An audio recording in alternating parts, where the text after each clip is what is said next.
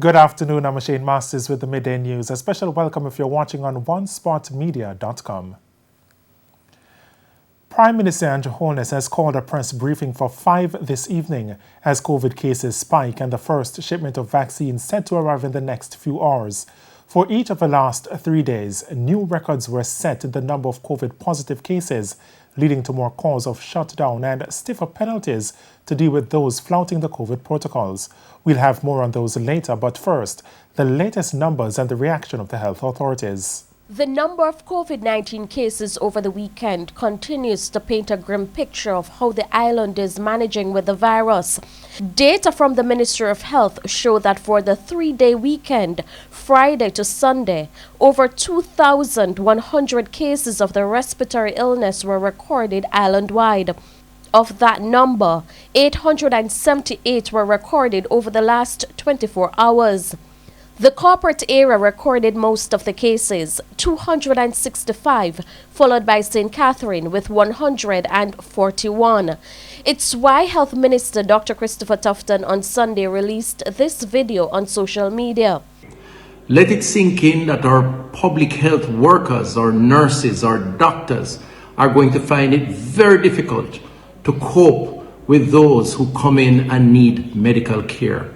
Let it sink in that it means longer waits, it means persons having to suffer for longer periods before they can get a bed, and generally speaking, a health system that is going to experience significant stress and fatigue. Chief Medical Officer Dr. Jacqueline Bisesa Mackenzie, in clarifying the figures recorded over the weekend, says the spike is also due to a backlog in cases. We had announced that we were having other challenges with the reagents, and we received reagents. It was either Thursday or Friday, and so Friday, Saturday, Sunday, and probably into today, we will be doing a large number of tests to get back on track to a 24-48-hour return time on test results. However, so the 700, 800, the absolute numbers are what shock people. In the meantime, Dr. Bisesa Mackenzie is again urging Jamaicans to limit unnecessary movement. The unnecessary, non-essential movement has to stop because we're seeing more persons with symptoms, and these persons with symptoms, they are not staying home. They are not using their precautions. We are seeing more workplace clusters. We are seeing more persons who link their exposure to transportation. So we need to get people off the street if they don't need to be there. Get them out of crowded situations if they don't have to be there. If they have to be there, they must use their precautions. As to the number of workplace clusters island-wide, the CMO said those figures were not readily available, but she says those figures are also troubling. For me, once I start seeing the numbers going up, it's significant.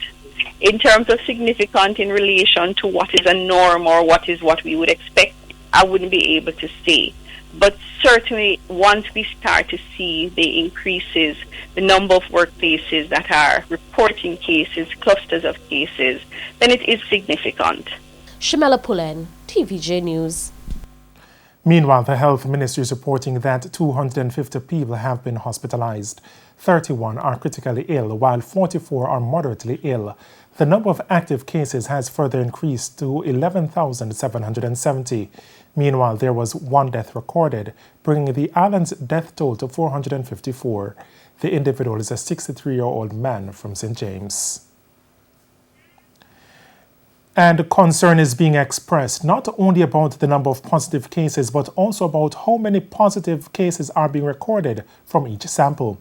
The latest count of 878 positive cases for Sunday was 39% of the total sample tested.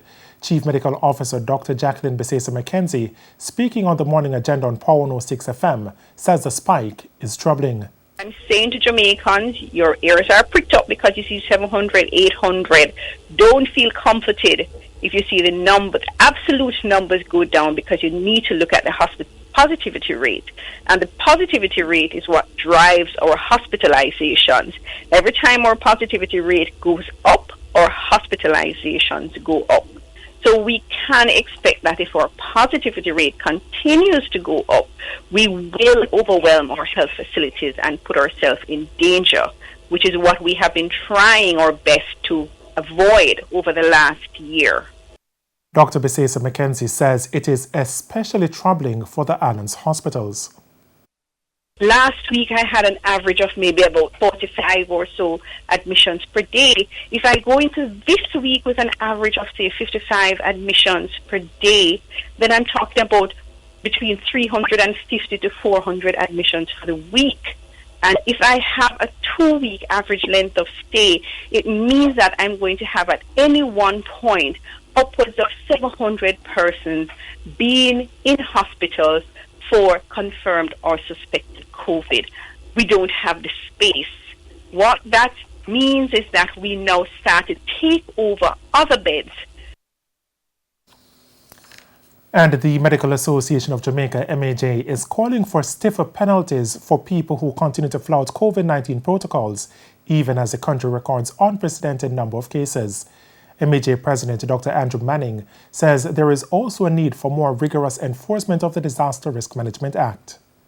There is limited amount of compliance, and I think the government needs to look at enforcing the guidelines a bit more rigorously. I think there needs to be serious and consistent sanctions against persons who flout the guidelines. No, I'm not a lawyer. I can't speak to exactly what sanctions need to be applied. We've heard about ticketing systems and so on, but we're seeing too many people go about the place. We're seeing too many buses, taxis that are traveling around the place full. We see funerals with large processions. We see and hear reports of persons having parties. The authorities need to clamp down on this. Now, the authorities can't be everywhere at once, but certainly the persons who are caught in breach of the guidelines need to be sanctioned. And it's time for a break here on the Midday News. Stay with us. More stories when we return.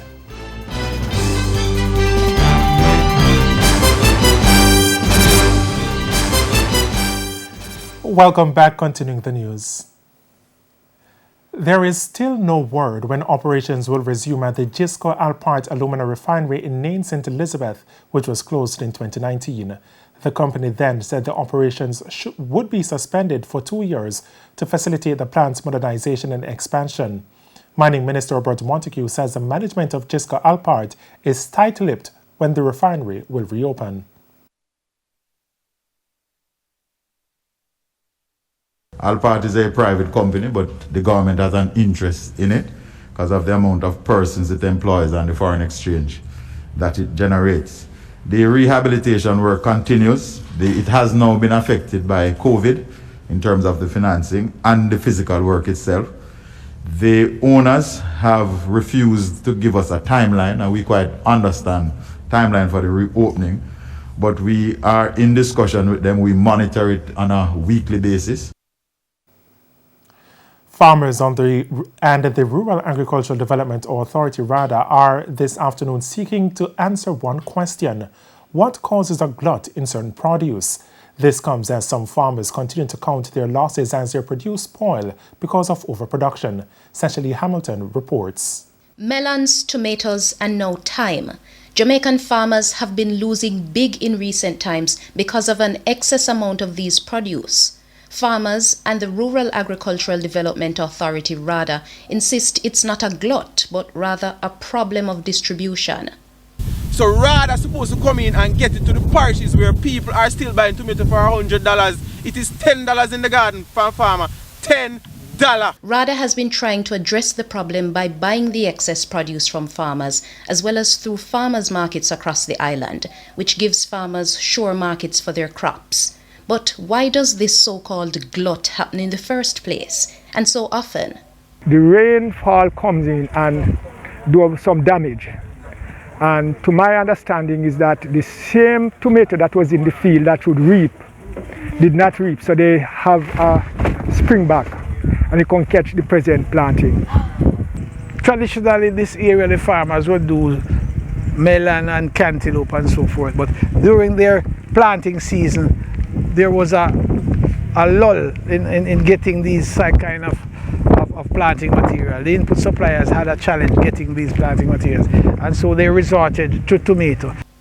RADA also believes in some instances several farmers plant the same crops in large volumes whenever that produce has a high resale value.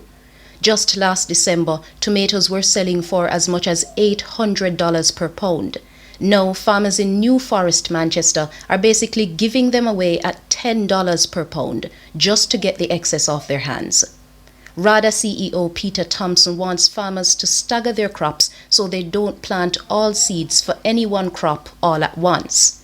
Meanwhile, for times when there is excess produce, he says RADA is taking steps to set up cold storage facilities across the island. Now we have partnered with Jamaica Social Investment Fund, and we're looking for some support from the Food and Agricultural Organization to restore some of the storage facilities that we have out there in Coliville in Manchester.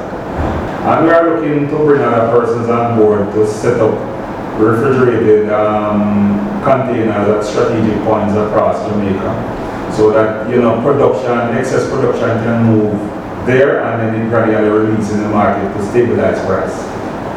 However, he says an island-wide cold storage operation would be most effective if managed by the private sector. Sasha Lee Hamilton, TVJ News. One woman is dead following an alleged domestic dispute this morning along Beeston Street in Kingston. However, it's not clear at this time what led to the altercation between the woman and her partner. Codian Barrett reports. The charred remains of 37-year-old Latoya White was pulled from this burnt-out building along Beeston Street in Kingston around 7 o'clock Monday morning. It's believed that a domestic dispute between Miss White and her lover got heated and deadly, which led to her throat being slashed and the house in which she lived set ablaze. The incident happened around 4 this morning. District Officer at the York Park Fire Station, Sandy Shaw Dawson, spoke to our news team. 2 units from the York Park Fire Station, one from Rollington Town and one from Trenchtown substation responded to this call. At the moment, we do not know what's the cause of the fire, but it's presumed that a female body was lost in the fire. We found remnants of the body also. At the moment, there is 31 persons homeless. Miss White died leaving 3 children. In the meantime, a friend of Miss White who saw her on Sunday night says she was in high spirits when they met up. She after last night she enjoyed herself. A video with her how she enjoyed herself last night. So it was sad to me that she come home into something like this. So I don't know if they did have any form of dispute or anything like that, because she's a girl, she will fight back on them some of this. She's a vendor, she sell right at Spanish Green at Parade, at North Parade. She do her business, have her style.